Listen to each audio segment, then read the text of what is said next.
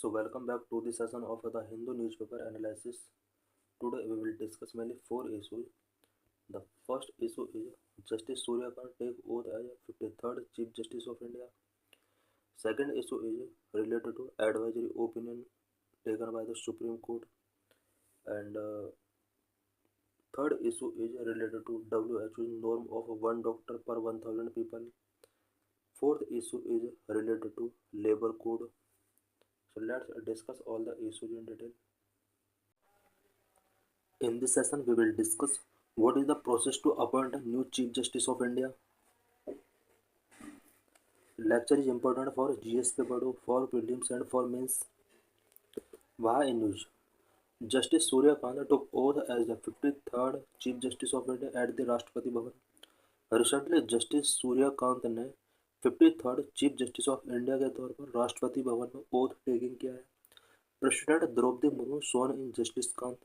President Droupadi Murmu ने new chief justice of India को शपथ दिलाई है. How chief justice of India is appointed. India में चीफ जस्टिस ऑफ इंडिया किस तरीके से अपॉइंट किया जाता है. Article 124(2) CJI is appointed by the president under article 124 following a process governed by the collegium system and established convention. India में chief justice of India article 124 के according president के द्वारा अपॉइंट किया जाता है और इसके लिए collegium system and established convention के अंडर कुछ प्रोसेस गवर्न किया गया है. The convention known as the seniority principle dictate that the senior most जज of supreme court is appointed as CJI. Supreme court के अंदर जो सीनियर मोस्ट जज होता है उसको CJI के तौर पर अपॉइंट किया जाता है. The appointment process follow a specific procedure outlined in the memorandum of procedure. New CJI के अपॉइंटमेंट के लिए एक प्रोसेस होता है जो कि मेमोरेंडम ऑफ प्रोसीजर के अंदर आउटलाइन किया गया है. Initiation of proposal. The union minister of law and justice seek the recommendation of the outgoing chief justice for their successor. Union minister of law and justice सबसे पहले outgoing justice and उसके successor के बारे में recommendations उसको given किए जाते हैं. Recommendation. The outgoing CJI recommend the senior most जज of the supreme court with the collegium of 4 senior most जज of the supreme court. Outgoing CJI जो होता है वो सुप्रीम कोर्ट के अंदर नेक्स्ट सीनियर मोस्ट जज जो भी होगा उसके लिए एज ए CJI रिकमेंड करता है. और स्पेशली यहाँ पर कॉलेजियम सिस्टम के थ्रू जिसके अंदर 4 अदर मेंबर होते हैं उनके साथ यहाँ पर डिस्कशंस किए जाते हैं. Government review. After receiving the CJI recommendation the union law minister forward it to PM. CJI के रिकमेंडेशन के बाद जो प्रेजेंट में CJI होता है वो रिकमेंड करता है पहले. उसके रिकमेंडेशन के बाद यूनियन लॉ मिनिस्टर इसको प्राइम मिनिस्टर के लिए फॉरवर्ड करता है. Presidential appointment. The prime minister then advise the president on appointment. The president formally appoint the new CJI by warrant under their hand and seal. Prime minister इसके regarding president को advise करता है. उसके बाद president formally तरीके से new CJI को warrant under their hand and seal के थ्रू इसको अपॉइंट करता है. Notification. Once the appointment is approved, the Department of Justice officially announce the appointment and issue the necessary notification in the Gazette of India. एक बार appointment अगर approve हो जाता है president के द्वारा देन डिपार्टमेंट ऑफ जस्टिस इससे related officially notification release करता है. हाउ अदर जजेस appointed in supreme court. Supreme court में अदर जजेस किस तरह से अपॉइंट किए जाते हैं. Strength and composition of the supreme court. Present में सुप्रीम कोर्ट के अंदर कितना स्ट्रेंथ है एंड इसका कंपोजिशन क्या होता है. Originally the supreme court had 8 जजेस, 1 chief justice and 8 other. Originally supreme court के अंदर 8 जजेज हुआ करते थे जिसमें 1 chief justice of India and 7 other जजेज हुआ करते थे. Over the time parliament has increase the number of जजेज. करंटली सुप्रीम कोर्ट हैव 34 जजेज, 1 CJI and 33 others. Over the time parliament ने सुप्रीम कोर्ट के अंदर जजेस के नंबर को इंक्रीज किया है.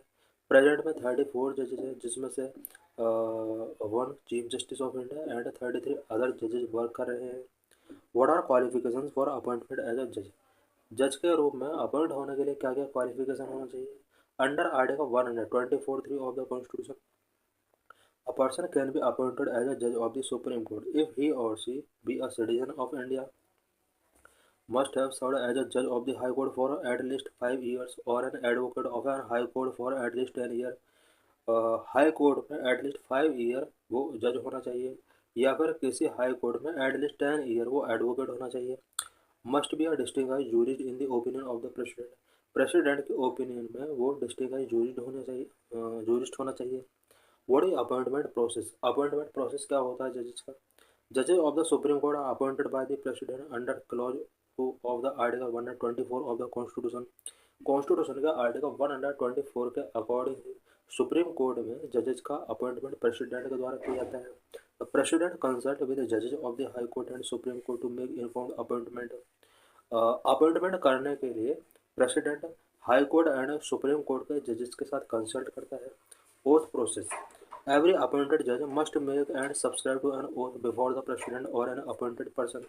The oath includes commitment to uphold the constitution, sovereignty and integrity of India and perform duties without fear or favor. Provision of tenure and resignation. No prescribed minimum age limit for a judge appointment. जज के तौर पर appoint होने के लिए कोई minimum age limit prescribe नहीं की गई है।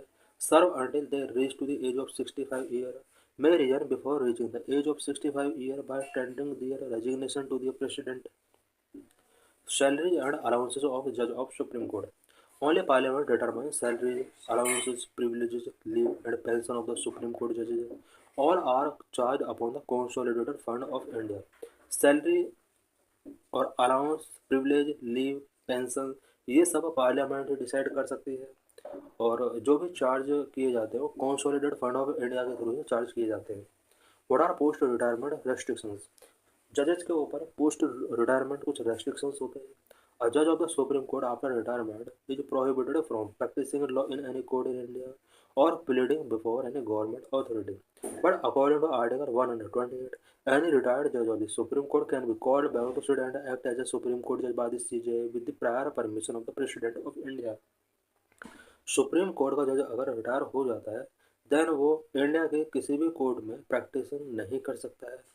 बट आर्टिकल 128 के अकॉर्डिंग कोई भी रिटायर्ड जज को सुप्रीम कोर्ट के अंदर CJI के द्वारा आफ्टर प्रेसिडेंट कंसल्टेशन उसको बुलाया जा सकता है। रिमूवल प्रोसीजर ऑफ जजेज of supreme court. Supreme court के जजेज को रिमूव करने के लिए क्या प्रोसीजर है? Can only be removed by the president from office by an order of the president due to the proven misbehaviour और इनकैपेसिटी। सुप्रीम कोर्ट के जज को रिमूव करने के लिए स्पेशली दो कंडीशन होनी चाहिए, प्रूवन मिसबिहेवियर और इनकैपेसिटी। उसके बाद प्रेसिडेंट के द्वारा इसको ऑफिस से रिमूव किया जा सकता है। Impeachment process, removal process for of Supreme Court judge require an address by each House of Parliament supported by a special majority, that is a majority of total membership of that house and a majority of not less than 2/3 of the members present and voting. Impeachment process के through supreme court के जज को हटाया जा सकता है। Parliament का बहुत हाउस है, स्पेशल मेजोरिटी के साथ ये इम्पीचमेंट मोशन पास होना चाहिए। Only Parliament has the authority to regulate the procedure for presenting the address and investigating and proving the misbehavior or incapacity of a judge. What is collegium system for judicial appointment?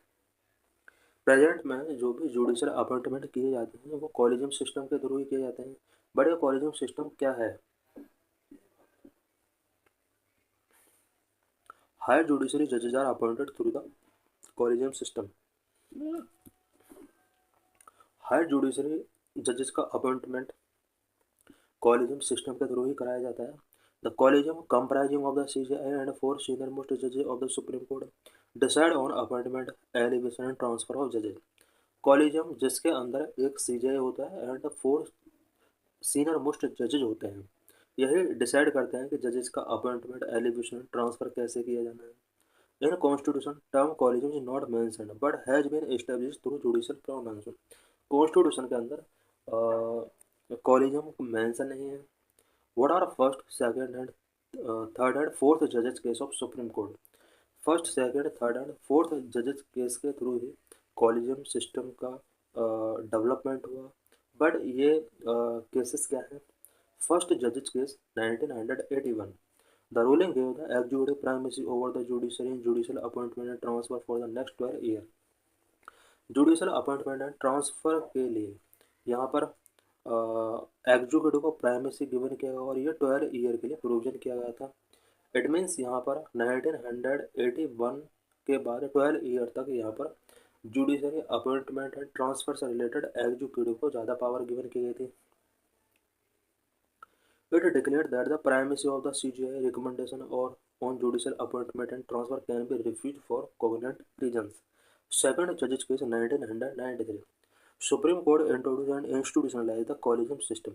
Second Judges Case 1993 में collegium system को introduce किया जाता है, इसको institutionalise किया जाता है। In the event of a disagreement between the President and the CJI opinion would prevail. This opinion found in consultation with the two senior-most judges of the Supreme Court. Third Judges Case 1998. Supreme Court on the President reference Article 143 expanded the collegium to a 5-member body comprising the CJI and 4 of his senior-most colleagues. Supreme court ने article 143 के through president reference के through collegium system को expand किया और इसको एक 5-member body बनाया गया जिसमें 1 CJI एंड 4 सीनियर मोस्ट जजेस इंक्लूड किए गए। It mandate that transfer recommendation be made by the CJI in consultation with the 4 senior most जजेस। इसके अंदर ये मैंडेट कर दिया गया है कि जजेस का ट्रांसफ़र जो किया जाएगा वो CJI के थ्रू ही किया जाएगा, बट उसको यहाँ पर सीनियर मोस्ट जजेस के साथ उसको कंसल्ट करना होगा। इट मीन्स यहाँ पर कॉलेजियम सिस्टम के जो मेंबर हैं उनके साथ इसको कंसल्ट करना होगा। फोर्थ जजेस केस 2015। फोर्थ जजेस केस 2015 में आता है। National judicial appointment commission act of 2014 and the 1999 Constitutional Amendment Act of 2014 has replaced the collegium system of appointing judges to the Supreme Court and High Court with a new body called the National Judicial Appointment Commission (NJAC). 2014 में national judicial appointment commission act आता है और इसी time पर 99th constitutional amendment किया जाता है। इस अमेंडमेंट और इस एक्ट के थ्रू इंडिया में कॉलेजियम सिस्टम को नेशनल जुडिशल अपॉइंटमेंट कमीशन के साथ यहाँ पर रिप्लेस किया जाता है। But in 2015 the supreme court declared about the 99th constitutional amendment as well as NJAC Act as void and unconstitutional in this fourth judges case. Fourth जजेस case में supreme court ने NJAC को unconstitutional declare किया। Consequently the earlier collegium system became the operative again. इसके बाद collegium system को दोबारा से ऑपरेटिव किया गया। What happened to the National Judicial Appointment Commission Act? National Judicial Appointment Commission Act का क्या हुआ? To address concern over the collegium system's opacity, government in 2014 proposed reform to judicial appointment through NJAC. Because collegium system के अंदर बहुत ज़्यादा opacity है, इससे related issues को एड्रेस करने के लिए गवर्नमेंट ने 2014 में NJAC इंट्रोड्यूस किया था। Parliament enacted the Constitution's 99th Amendment Act 2014 and the NJAC Act 2014 as an independent body to replace the collegium system for appointing judges to the Supreme Court and High Court. High court और supreme court में जजेस को appoint करने के लिए यहाँ पर collegium system को रिमूव किया गया और एक independent body it means national judicial appointment commission यहाँ पर इंट्रोड्यूस किया गया। The NJAC was to be chaired by the CJI and include the 2 senior most Supreme Court judges, Union Law Minister, 2 eminent civil society member। NJAC के अंदर ये provision किया गया था कि इसके अंदर टोटल 6 मेंबर होंगे जिसको CJI के द्वारा चेयर किया जाना था। 2 सीनियर मोस्ट सुप्रीम कोर्ट जज इसके अंदर होते थे, 1 union law minister and 2 eminent civil society member इनके अंदर होते थे। 2 eminent civil society member, 1 would be nominated by the panel comprising the CJI, Prime Minister and Leader of Opposition in the Lok Sabha, while the other had to be belong to SC, ST, OBC or be a woman। 2 eminent civil society member में से एक member जो nominate किया जाना था वो CJI, prime minister and leader of opposition के द्वारा बनाए गए पैनल के थ्रू नॉमिनेट किया जाना था। अदर जो मेंबर इसके अंदर प्रोविजन किया गया था वो SC, ST, OBC और वुमेन से बिलोंग किया होना चाहिए था। The amendment passed in parliament with near with a near complete consensus and was subsequently ratified by 16 state legislature। Parliament के द्वारा जो ये अमेंडमेंट किया गया था उसको कॉन्सेंसस के बेस पर इसको कंप्लीट किया गया है। सब्सिक्वेंटली 16 स्टेट लेजिस्लेचर के द्वारा इसको रेटिफाइड कराया गया था। However, within days of its enactment, the law was challenged before the Supreme Court। इसके बाद NJAC एक्ट को सुप्रीम कोर्ट के बिफोर चैलेंज किया जाता है। Why NJAC was abolished by the Supreme Court? NJAC को सुप्रीम कोर्ट के द्वारा क्यों यहाँ पर अबोलिश किया गया? The primary contention was the veto power granted to any two dissenting NJAC member। इसके अंदर कोई भी टू डिसेंटिंग मेंबर्स को वीटो पावर गिवन की गई, potentially allowing the law minister and two eminent member to override the judiciary's majority within the commission। ऐसा माना गया कि अगर law minister and two eminent member में से कोई भी एक अगर अपने वीटो पावर का यूज करते हैं तो ये जुडिशियरी के ऊपर एक ओवरराइड होगा। In 2015, a five-judge bench ruled with a 4:1 majority that the NJC was unconstitutional and violated the basic structure of the Constitution। 2015 में 5 जज बेंच का रूलिंग आता है और एनजेएसी को बेसिक स्ट्रक्चर ऑफ कॉन्स्टिट्यूशन के वायलेशन को ध्यान में रखते हुए इसको अनकॉन्स्टिट्यूशनल डिक्लेयर किया जाता है। The bench understood that the veto power with the law minister और विद नॉन जज members as against a Supreme Court judge who is a member of collegium may involve interference with the independence of the judiciary।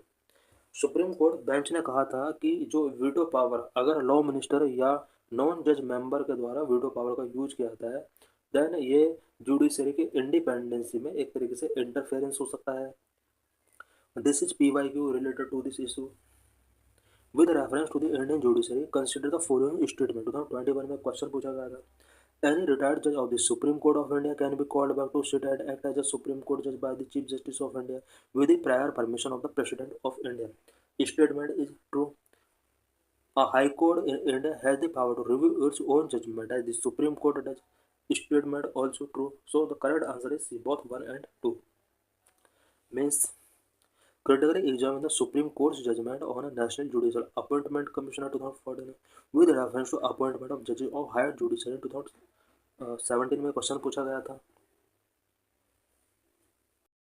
In this lecture, we will discuss about Supreme Court's advisory opinion on the presidential reference under Article 143। Lecture is important for GS paper 2, for prelims and for mains। Why in use? The Supreme Court has provided its opinion on a presidential reference made under Article 143। In its opinion, it has largely negated the decision of a two-judge bench that was delivered in April 2025। Recently supreme court of India ने presidential reference के अंदर अपना एक opinion दिया है article 143 के अंदर। ये जो ओपिनियन है ये अप्रैल 2025 में टू जज बेंच के द्वारा डिलीवर किए गए डिसीजन को लार्जली तरीके से निगेट करता है। The current reference is the result of a two जज bench judgment in state of Tamil Nadu versus governor of Tamil Nadu in April 2025 that had specified a timeline for 3 months for governor and the president to act on bills passed by the state legislature। Current reference जो है वो state of Tamil Nadu versus governor of Tamil Nadu से related to जज bench के judgement से related है। Specially to जज bench का जो जजमेंट था वो गवर्नर और प्रेसिडेंट के लिए स्टेट लेजिस्लेचर के द्वारा पास किए गए बिल्स पर 3 मंथ का यहाँ पर टाइमलाइन स्पेसिफाइड करता है। Supreme court extraordinary power under article 142। Article 142 के अंदर सुप्रीम कोर्ट को एक्स्ट्रा ऑर्डिनरी पावर मिली हुई है। In previous judgement supreme court had specified a timeline of 3 months for governors and the president to act on bills passed by the state legislature। State legislature के द्वारा पास किए गए किसी भी बिल पर गवर्नर और प्रेसिडेंट को 3 मंथ के अंदर स्पेसिफिक जो भी डिसीजन है वो गिवन करना होगा। प्रीवियस जजमेंट में यही प्रोविजन किया गया था। The court held that decisions made by governor and president on such bill are subject to judicial review. Court ने उस जजमेंट में ये भी प्रोविजन किया कि गवर्नर या प्रेसिडेंट के द्वारा इस तरह के बिल्स पर जो भी डिसीजंस मेक किए जाएंगे वो जुडिशियल रिव्यू का सब्जेक्ट होंगे। It had exercised its extraordinary power under Article 142 and granted deemed assent to bills passed by the Tamil Nadu Assembly that were not assented to by the governor. Supreme court 143 article के अंदर वो अपनी extra ordinary power को exercise कर सकती है, because Tamil Nadu assembly के द्वारा जो भी बिल पास किए गए थे, गवर्नर ने उस पर कोई रिएक्शन गिवन नहीं किया था, बट सुप्रीम कोर्ट ने आर्टिकल 142 का यूज करते हुए उन्हें डीम्ड एसेंट मान लिया था। Supreme court recent opinion on a presidential reference से रिलेटेड सुप्रीम कोर्ट का इसी मैटर पर रिसेंट ओपिनियन क्या है? Number one, no fixed timeline. A five-judge constitution bench held that court cannot impose a rigid judiciary mandated timeline for the president or governors to act on the bill. Recently, five-judge constitution bench ने ये कहा है कि court president और governors के लिए यहाँ पर किसी भी बिल के regarding judicially mandated timeline set नहीं कर सकती है। The Constitution deliberately allow for elasticity in the process, making fixed deadline unconstitutional. Supreme court ने कहा है कि इस तरह का फिक्स डेडलाइन सेट करना अनकॉन्स्टिट्यूशनल है। Number of rejection of deemed assent, the court struck down the concept of deemed assent, where a bill would automatically become law after a certain period of inaction. Supreme court ने last decision में यहाँ पर deemed accent का principal introduce किया था, जिसके अंदर inaction अगर लॉन्ग टाइम के लिए शो किया जाता है तो उसको ऑटोमेटिकली लॉ मान लिया जाएगा, ऐसा इसके अंदर प्रोविजन किया गया था, पर इसको भी प्रेजेंट सुप्रीम कोर्ट ने रिजेक्ट किया है। Here court said that it amount to the judiciary usurping the power of the another constitutional authority and violate the doctrine of the separation of power. Court ने कहा है कि ये separation of power का जो doctrine है उसको violet करता है। Number 3, limited judicial review. While timeline cannot be fixed, the court clarified that prolonged and unexplained inaction by the governor or president is not acceptable and can be subject to limited judicial review in extreme cases. Court ने कहा कि extreme cases में इस तरह के जो act हैं governor या प्रेसिडेंट के, अगर उसको लॉन्ग टाइम के लिए अगर क्लैरिफाई नहीं करते हैं तो उसके लिए लिमिटेड जुडिशियल रिव्यू किया जा सकता है। In such cases, a court can issue a limited direction to the concerned authority to make a decision within a reasonable time without commenting the merit of the bill. Court ने कहा है कि कुछ cases में court चाहे तो concern authority को limited direction provide कर सकती है। Number 4, constitutional options reaffirmed.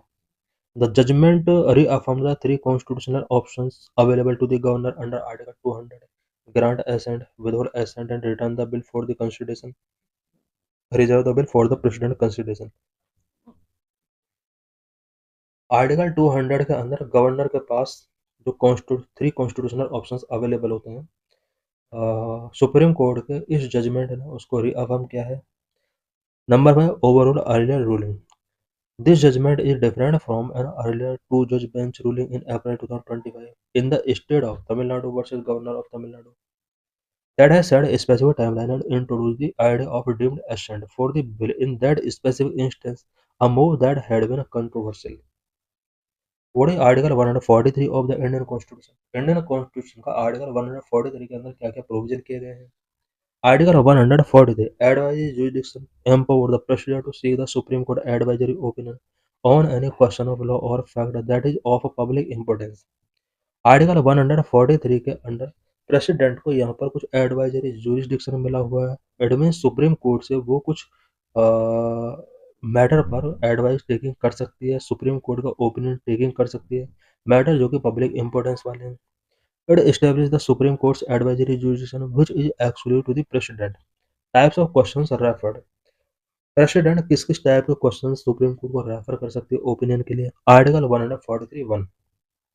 The President may refer any question of law or fact of public importance. Here, the Supreme Court may tender or may refuse to tender its opinion to the President. Article 143(1) के according president किसी matter पर supreme court के opinion के लिए matter को refer कर सकती है, बट सुप्रीम कोर्ट इस तरह का ओपिनियन टेंडर कर भी सकता है, रिफ्यूज भी कर सकता है। ये आर्टिकल 143 वन के अंडर प्रोविजन किया गया है। फॉर एग्जाम्पल, इलेक्शन कमीशन है decline to provide its opinion in 1993 with respect to Ram Janmabhoomi case. Ram Janmabhoomi case के रिस्पेक्ट में 1993 में सुप्रीम कोर्ट ने अपना ओपिनियन गिवन करने से यहाँ पर डिक्लाइन कर दिया गया था। Article 143(2).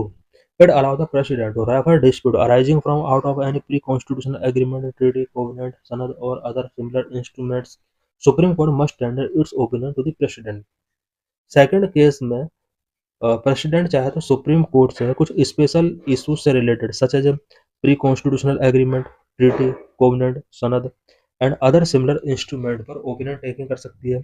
इसमें सुप्रीम कोर्ट के लिए ये जरूरी हो जाता है कि वो ओपिनियन अपना प्रेसिडेंट को गिवन करे।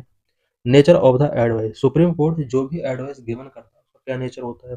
तो opinion express by the supreme court in both cases are only advisory not a judicial pronouncement.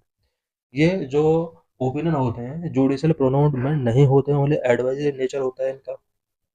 Hence, it is not binding on the president. He she may follow or may not follow the opinion. इस तरह से president के लिए supreme court के जो opinion है binding नहीं है, वो इन्हें फॉलो भी कर सकता है, वो इन्हें रिजेक्ट भी कर सकता है। What are the key facts regarding the presidential reference. Presidential reference के रिगार्डिंग की फैक्ट्स क्या क्या है। Article 143 give the power to president to refer any question of law और fact of public importance to the supreme court for its opinion based on the union council of ministers advice. Union council of minister के advice के बाद president चाहे तो किसी question of law and fact और of public importance पर supreme court का opinion taking करने के लिए आर्टिकल 143 के अंदर प्रेसिडेंट को पावर मिली हुई है। Article 145 require such reference to be heard by bench of at least 5 जजेस। इस तरह का रेफरेंस जो हियर किया जाएगा वो एट लीस्ट 5 जजेस बेंच के द्वारा किया जाएगा, ऐसा 145 आर्टिकल के अंदर प्रोविजन किया गया है। Historical context, advisory jurisdiction under Article 143 is rooted from the Government of India 1935, which allowed the Governor General to refer legal question to the Federal Court. Article 143 के अंदर प्रेसिडेंट को जो एडवाइजरी जुरिस्डिक्शन मिला हुआ है ये गवर्नमेंट ऑफ इंडिया 1935 से rooted है, बिकॉज उस टाइम पर गवर्नर जनरल कुछ लीगल क्वेश्चंस पर ओपिनियन टेकिंग करने के लिए फेडरल कोर्ट के पास इसको सेंड करता था। The Canadian Constitution allows its Supreme Court to provide legal opinions, while the US Supreme Court refrained from giving advisory opinion to uphold restrict separation of power. Canada के जो Canada का constitution में supreme court को ये allow किया गया है कि वो लीगल ओपिनियन पर अपना व्यूज गिवन करे, बट यूएस की सुप्रीम कोर्ट ऑलवेज इस तरह के ओपिनियन करने से रेफरेंड इट मीन्स वो बचती है so that state separation of power को अपहोल्ड करके रखा जा सके। Past instances of such references. There have been about 15 presidential references to the Supreme Court under Article 143. Some landmark cases include Delhi Law Act case 1951 defined the scope of the delegated legislation. Kerala Education Bill harmonized fundamental right with DPSP. Berubari case, Keswanand Bharati case, presidential poll case, third judges case, ये सब presidential reference के under ही supreme court के द्वारा इन पर opinion given किए गए president को। Key issues in current reference. It raises issues about whether court can impose timeline on governors and president not explicitly stated in the constitution. It also questions the extent of the Supreme Court's power under Article 142 complete justice provision. Complete justice provision के लिए supreme court article 142 article के through उसको एक special power मिली हुई है, overturning power through advisory reference. As per 1991 Kaveri Water Dispute Tribunal opinion, Article 143 cannot be used to review or reverse settled judicial decision. Conclusion. The presidential reference under Article 143 mark a crucial constitutional development. It seeks to clarify the limits of judicial interventions, the scope of Article 142, and the justiciability of the executive action, thereby shaping the separation of power and reinforcing India's federal democratic structure through greater constitutional clarity. This is PYQ related to this article.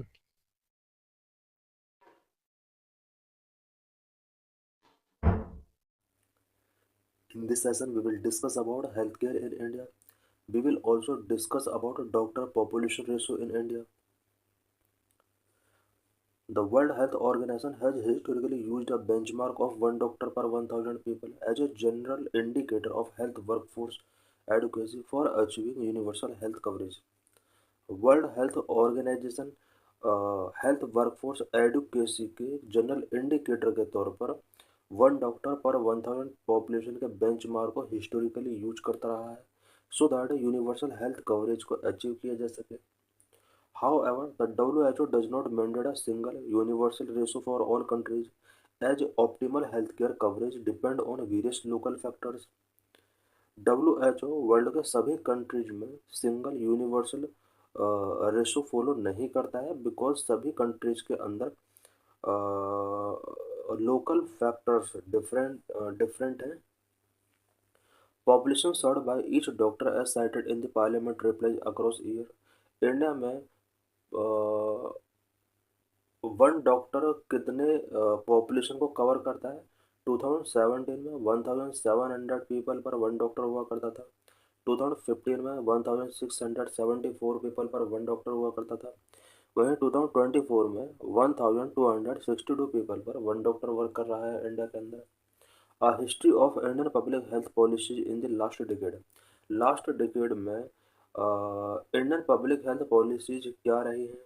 Public health policies are health policies made by the government based on the resources available to address people health needs.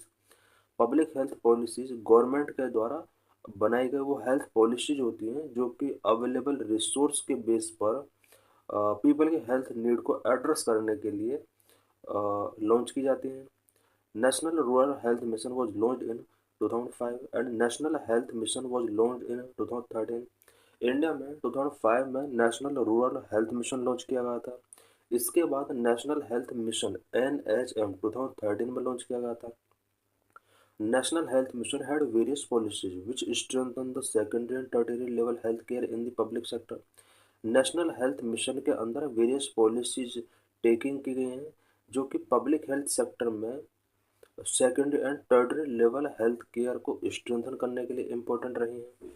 National health programme strengthening the institutions of primary health care which help to build goodwill and trust among the people about public sector health care. National health programme के through India में primary health care institutions को strengthen किया गया है so that public sector health care के प्रति people की goodwill and trust को स्ट्रेंथ किया जा सके. Health infrastructure available in India. India में प्रेजेंट में कितना हेल्थ इंफ्रास्ट्रक्चर अवेलेबल है. अबाउट 6155 कम्युनिटी हेल्थ सेंटर्स हैं. 26,636 प्राइमरी हेल्थ सेंटर्स वर्किंग कर रहे हैं. 1,67,275 सब सेंटर्स हैं. 759 डिस्ट्रिक्ट हॉस्पिटल्स हैं and 970 district level health facilities other than district hospital. ये इंडिया के अंदर इंफ्रास्ट्रक्चर अवेलेबल है. Health and wellness centres equal to sub centre PHC and CHC. India के अंदर जितने भी sub centres public health centres and community health centres हैं सभी को इंक्लूड करके हेल्थ एंड वेलनेस सेंटर्स के तौर पर जाना जाता है. Focus on publicly funded health insurance scheme. Last decade में कुछ publicly health funded scheme insurance scheme पर फोकस किया गया है. Instead the private insurance, the focus has shifted entirely on publicly funded health insurance schemes such as the PMJAY under Ayushman Bharat since 2018. Last decade में specially 2018 के बाद आयुष्मान भारत के under प्रधानमंत्री जन आरोग्य योजना जो कि publicly funded health insurance scheme रही है. इस तरह से इंडिया में अब प्राइवेट इंश्योरेंस कंपनीज की जगह पब्लिकली फंडेड इंश्योरेंस पर फोकस किया जा रहा है. Ayushman Arogya Mandir in 2023 all the health and wellness centres have renamed to Ayushman Arogya Mandir. 2023 में इंडिया के अंदर जितने भी हेल्थ एंड वेलनेस सेंटर्स हुआ करते थे इन्हें आयुष्मान आरोग्य मंदिर नेम से रिनेम किया गया है. What are challenges before public health system in India. India में पब्लिक हेल्थ सिस्टम के बिफोर क्या क्या चैलेंजेस है. Number 1, lack of preventive programme and health promotion activities. India में preventive programme and health promotion activities का lack है. Vulnerable and the poor people day to day livelihood should be addressed through prevention programme and health promotion activities. Number two, lack of curative care.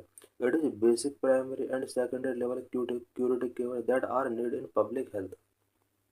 Number three, loss of public trust over healthcare providers.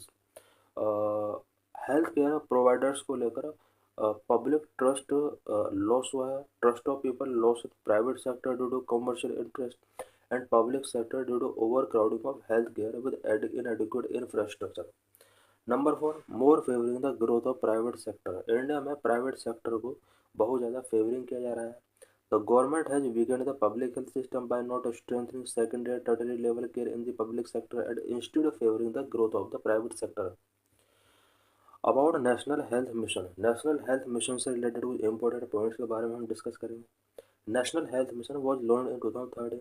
It subsumed the national rural health mission and the national urban health mission.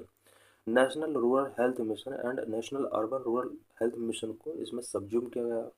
The main programmatic component of national health mission include strengthening health system in rural and urban areas for reproductive maternal neonatal child and adolescent health and communicable and non-communicable disease. National Health Mission aim to universal access to equitable, affordable and quality healthcare services. National Health Mission is also provided free services related to maternal health, child health, adolescent health, family planning, universal immunization program, and for major diseases such as TB, vector-borne diseases like malaria, dengue, and kala-jar, leprosy, etc.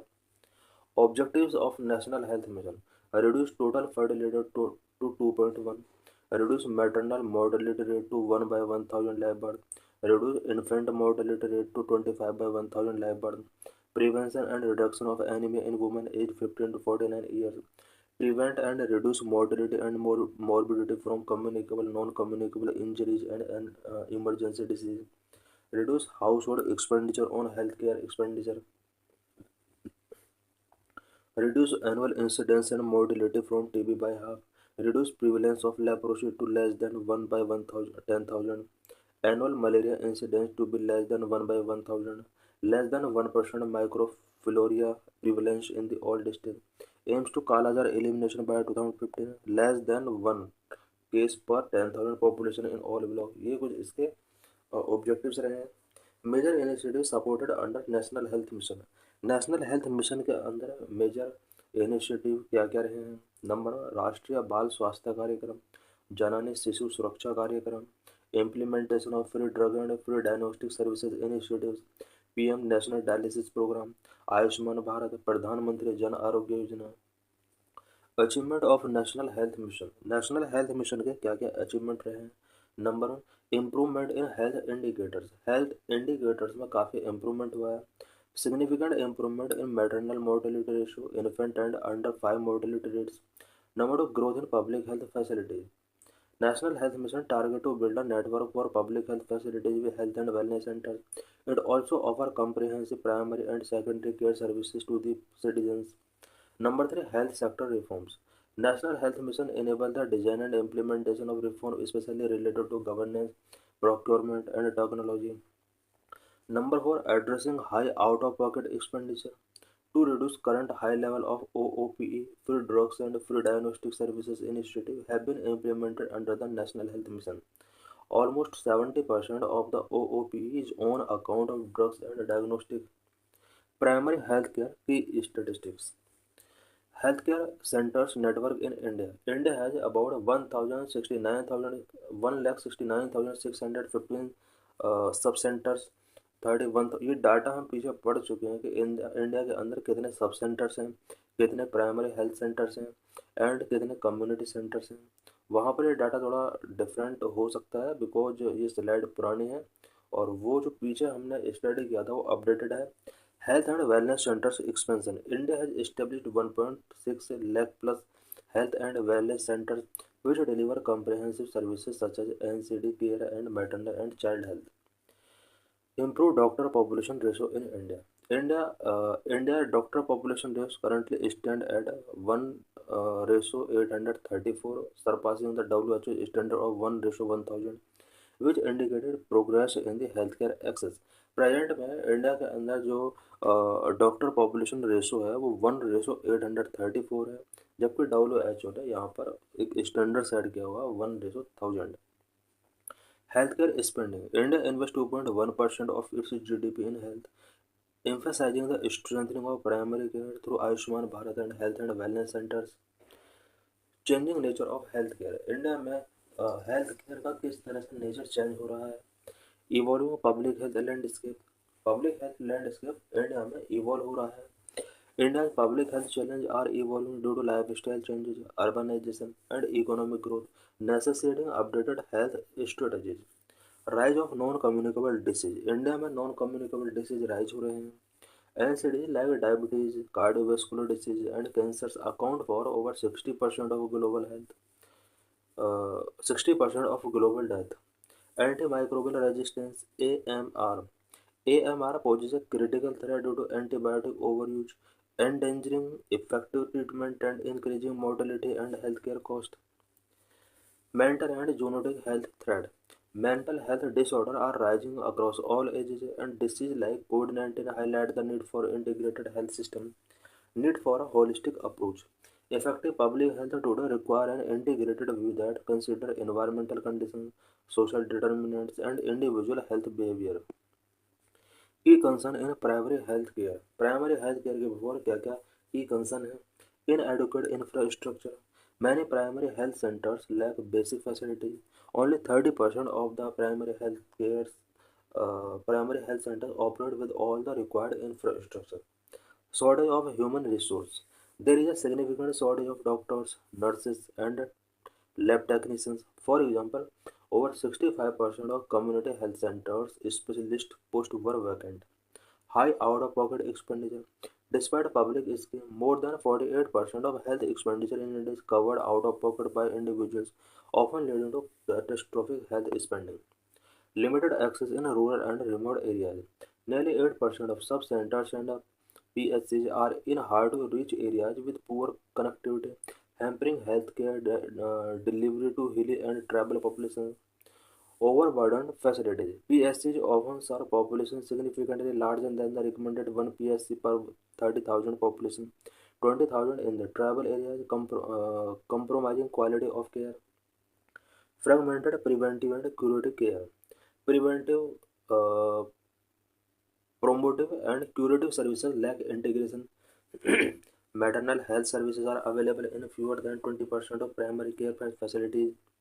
Government initiative for health care. Health care से related government के क्या क्या initiative रहे हैं.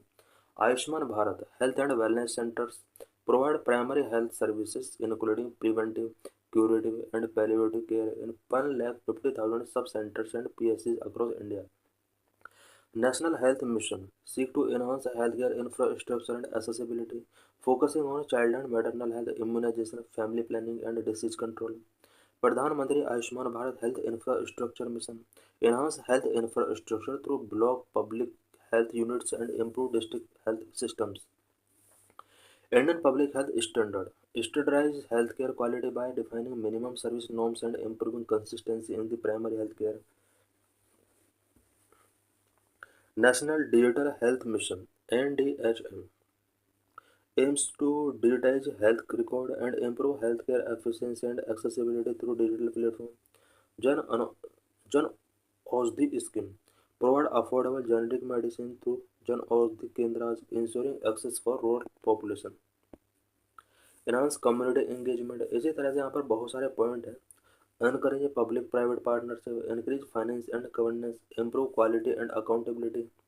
How India becoming a global healthcare destination. Present में India global healthcare destination बन रहा है. Number 1, India streamlined visa process, enhance hospital infrastructure and robust public private partnership. That is why India is becoming the preferred medical destination for the international patient. India में visa process को streamline किया गया है, hospital infrastructure enhance किया गया है, public private partnership को robust किया गया है. यही वजह है कि इंडिया अब इंटरनेशनल पेशेंट के लिए एक मेडिकल डेस्टिनेशन बन रहा है. Number 2, India is addressing the global shortfall of health care professionals by training and deploying more doctors, nurses and paramedics abroad. Number 3, Indian experts support healthcare system worldwide while creating new opportunities for our skilled professionals. Number 4, introduction of cutting-edge technology to deliver quality healthcare has strengthened India's position as a global healthcare player. Number 5, both private and public hospitals have played an integral role in this process. Number 6, Apollo was the first hospital to launch proton therapy for advanced cancer care in this part of the world and continue to attract patients from the countries such as Australia and United Kingdom to name a few. This is PYQ related to this issue. In this session, we will discuss about new labor codes. Lecture is important for GS paper 2, GS paper 3 for prelims and for mains. Why in use? Government notifies 4 new labor codes that replace 29 fragmented laws, some of them dating back to 1930s. Recently, Government of India ने 4 new labour code notify किए हैं जिनके लिए 29 fragmented law को replace किया गया है जो कि 1930 डिकेड ओल्ड थे. 4 new labour code. Number 1, code on wages 2019. Number 2, industrial relation code 2020. Number 3, social security code 2020. And number 4, occupational safety health and working conditions code 2020.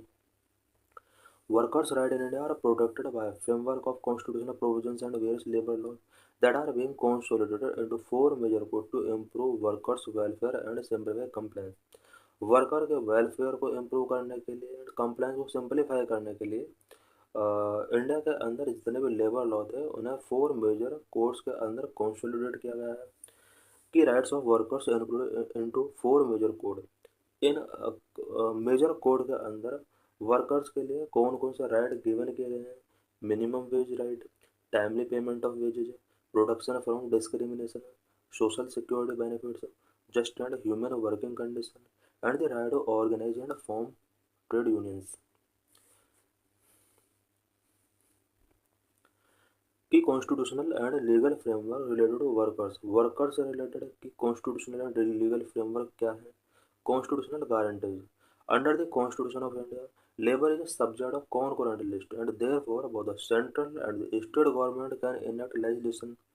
Judicial interpretation. Supreme Court stated that equal pay for equal work is not defined in the Constitution of India. It is a goal which is to be achieved through Article 14, 16 and 39 of the Constitution of India.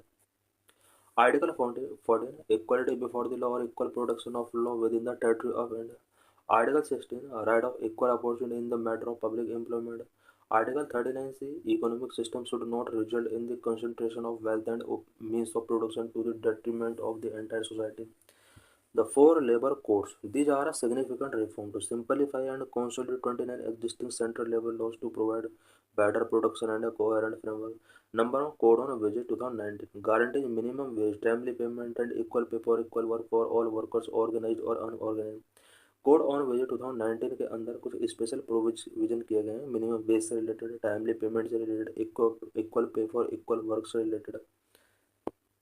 Number 2, industrial relation code 2020. It focus on managing industrial dispute, trade unions and collective bargaining. Industrial relations code 2020 के अंदर industrial disputes, trade unions and collective bargaining को manage करने के लिए कुछ provision किए गए हैं. Number 3, social security code 2020 aims to provide social security, health and pension benefit to the workers. Workers को social security, health and pension benefit provide करने के लिए इसके अंडर कुछ स्पेशल प्रोविजन किए गए हैं. Number 4, occupational safety, health and working conditions code 2020. It mandate safety protocol, health standard and regulate working hours. Working hour को रेगुलेट करने के लिए, health standard and safety protocol को मैंडेट करने के लिए occupational safety, health and working condition code 2020 के अंदर प्रोविजन किए गए हैं. Specific worker right and related laws. ये 4 कोड से पहले के लॉज हैं. Right to fair wages, the payment of wages act 1936 and minimum wages act 1948. Ensure timely wage payment and establish minimum wage rate for the workers. India में workers के लिए minimum wage rate यहाँ पर establish किया गया है और timely payment से रिलेटेड भी कुछ प्रोविजन किए गए हैं, specially payment of wages act 1936 and minimum wages act 1948 के अंदर. Health and social security. Health and social security का राइट भी लोगों को मिला हुआ है. The employees state insurance act 1948 and the employees provident fund and miscellaneous provisions act 1952 provide health and retirement benefit. Working conditions. The Factory Act 1948 regulated safety, health, working hours, and leave policies in the factory. Industrial harmony. The Industrial Dispute Act 1947 governed the resolution of industrial dispute between employees and employers. Right to organize. The Trade Union Act 1926 allowed workers to form trade unions. Protection against sexual harassment. The Sexual Harassment of Women at Workplace Act 2013 protected women from harassment at workplace. Workplace पर women को harassment से protect करने के लिए India में sexual harassment of women at work place act 2013 के अंदर provision किए गए हैं. This is PYQ related to this article. So thanks for watching this video.